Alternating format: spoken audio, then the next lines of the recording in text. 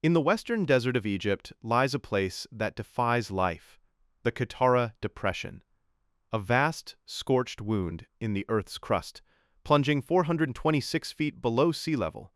And rain is a forgotten memory.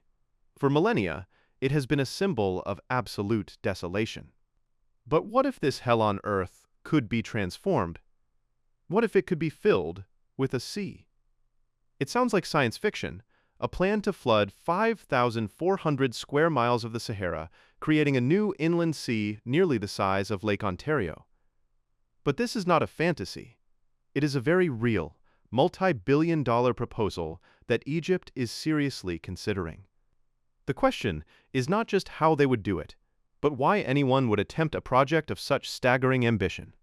The answer is a story of forgotten dreams, atomic nightmares, and the desperate search for survival in the 21st century. The idea is not new. When 19th-century European engineers first mapped this empty basin, they didn't see a useless desert, they saw a vessel waiting to be filled. They dreamed of flooding a part of the Sahara to create an inland sea, believing it would rewrite the climate itself, bringing rain and life to the dunes. But the dream collapsed against the hard wall of reality. The cost of digging a canal from the Mediterranean was, for the time, astronomical. Then came the atomic age. After World War II, a belief surged that technology could conquer any challenge. In the 1970s, a team of Western engineers revived the Sahara plan with a proposal so audacious it bordered on madness. Their solution for digging the canal? Nuclear explosives. The calculations were staggering. 213 nuclear charges, each 100 times more powerful than the bomb dropped on Hiroshima, would be used to blast a channel from the sea to the depression. On paper, it was a vision of instant creation. In reality, military experts warned it would trigger a radioactive disaster, contaminating the entire Mediterranean region.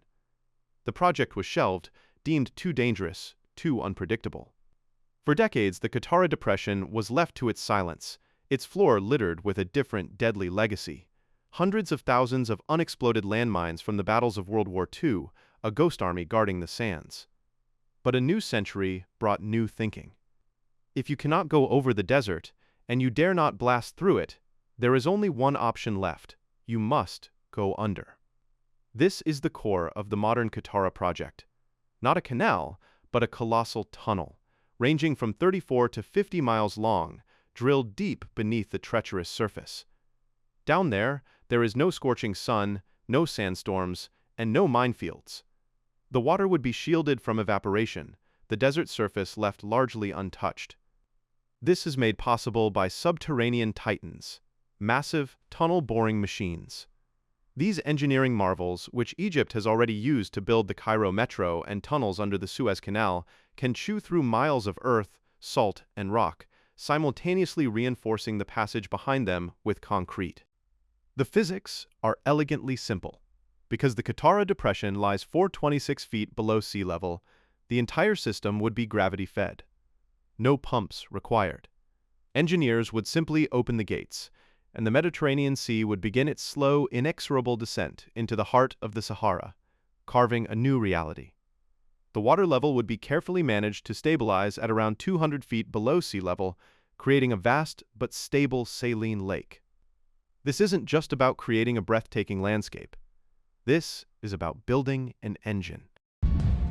As the water pours down a vertical drop greater than 2 Niagara Falls combined, it will spin massive turbines generating between 600 and 1,200 megawatts of clean, constant hydroelectric power. And here, the project becomes a work of genius. The brutal desert sun, once an enemy, becomes an ally. The intense heat will cause massive amounts of water to evaporate from the new sea's surface. This evaporation creates a constant deficit, a natural pump that continuously draws more water from the Mediterranean through the tunnels. It is a perpetual gravity system, a giant natural turbine powered by the sun. But the plan is even more ambitious. Engineers intend to build a secondary upper reservoir on the plateau above the depression. During the day, surplus solar energy from across Egypt will pump water up from the Sahara Sea into this reservoir.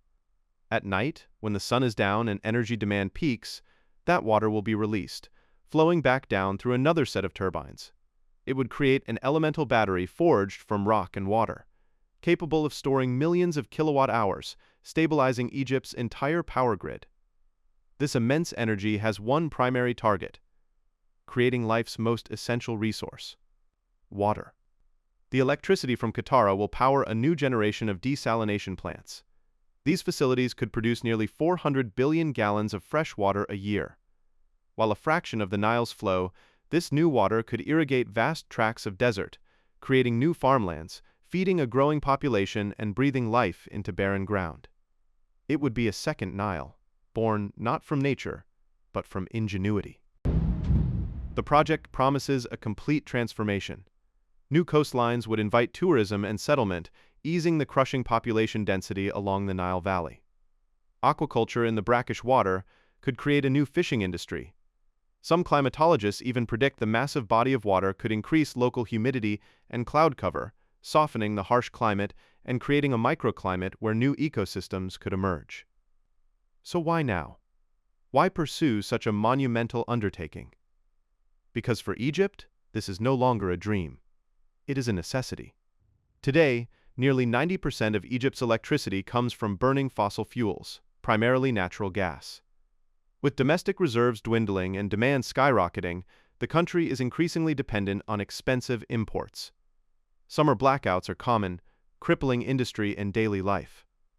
The Qatar project represents a definitive step towards energy independence, a stable, domestic power source immune to volatile global markets. But there is a far more existential threat looming. For millennia, Egypt's existence has been dictated by a single source, the River Nile. But that source is no longer guaranteed. Upstream, on the Blue Nile, Ethiopia has completed the Grand Ethiopian Renaissance Dam, or JURD, a colossal structure capable of holding back nearly 2 years of the Blue Nile's flow, the source of over 85% of Egypt's water. For Ethiopia, the dam is a symbol of national pride and a vital source of electricity for its development. For Egypt, it is a nightmare. Negotiations over how quickly Ethiopia can fill its massive reservoir have stalled for years. If filled too quickly, the flow of the Nile could be drastically reduced, threatening millions of livelihoods and Egypt's entire agricultural sector. The dam has given Ethiopia a hand on the tap of Egypt's lifeline. Viewed in this light, the Qatar Depression Project is not just an energy project. It is a strategic masterstroke, an insurance policy against a future where the Nile is no longer enough. It is Egypt's declaration that it will not leave its fate in the hands of others. It will engineer its own. And yet, for every promise, a shadow of risk remains. This is a geological gamble on a planetary scale. Introducing trillions of gallons of saline water into the desert could have unforeseen consequences.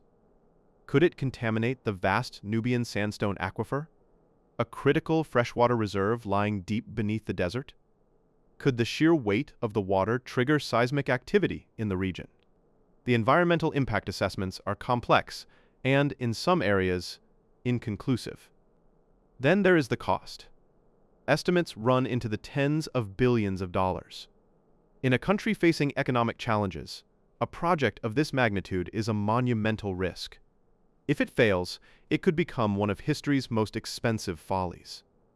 Egypt stands at a precipice, staring into an empty depression and seeing a future of energy, water, and security. It is a vision of humanity, not just adapting to the planet, but reshaping it to its will.